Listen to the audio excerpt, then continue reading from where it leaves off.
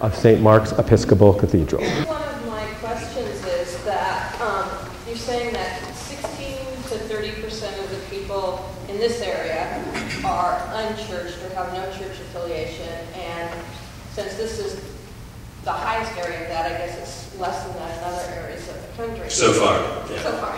Well, I guess what I'm trying to figure out is if somewhere between 16 and 30% are not affiliated with the church, then somewhere between 70 and 84 are. But we're still, as a culture, in a big mess. So it seems to me that maybe we need to think about what's going on within the churches. If the majority of the people in this messed up culture are already in a church, then, you know, I know we're not blaming the 16 or 30%, but we're still, it seems to me, maybe not recognizing the alienation, the loneliness, the despair, the despondency that already exists with the people that are already in the church. Or the people who are only there for the gumbo, right, and not for the grace. So, right? And also that's a good bumper sticker there. You can come for the grace, stay for the gumbo. Yeah. And the idea that I don't want to think that just because we were more universally attending church that we think that things were better, because I don't think they were as a culture. I think we had lynching in the South when we had 100% people that were going. Gays and lesbians were escorted out of churches and communities.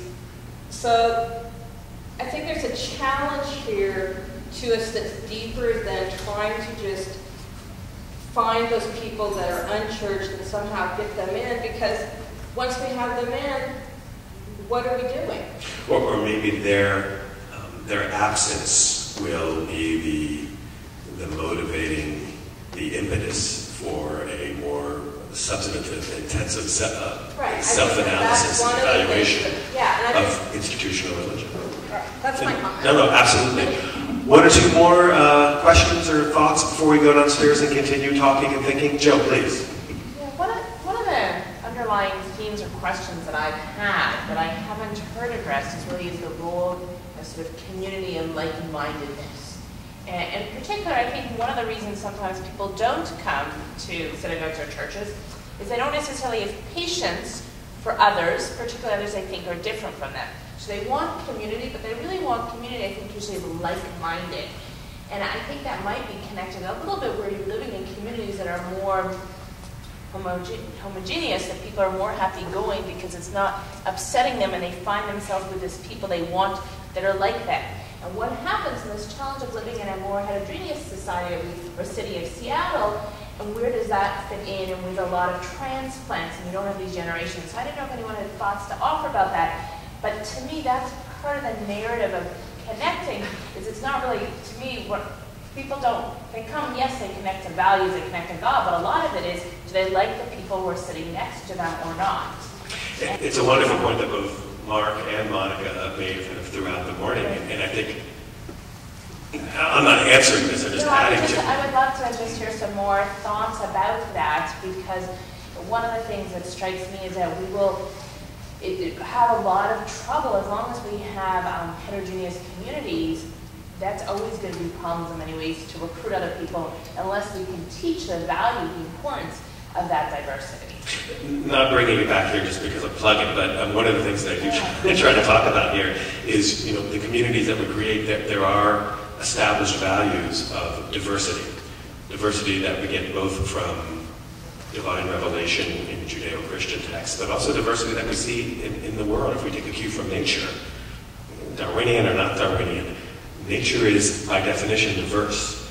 So we can take a moral, if not a practical cue, both from revelation and from nature, and understand that diversity is the ideal within a community. We probably have to do a better job pushing people enough outside their comfort zones, or redefining and helping them to revision what real community means. Real community is not unanimity or uniformity. Real community is a unity that can broach, that can tolerate pluralism. And that, you're right, that goes against human nature to a certain degree, and that's arguable. But again, that's something that I think true faith aspires to do, is to push people to a higher level, to understand things beyond their animal impulses, their most base impulses. But it's absolutely something that's been remarked upon in a number of different ways. I think I'll leave that more as a rhetorical question or challenge.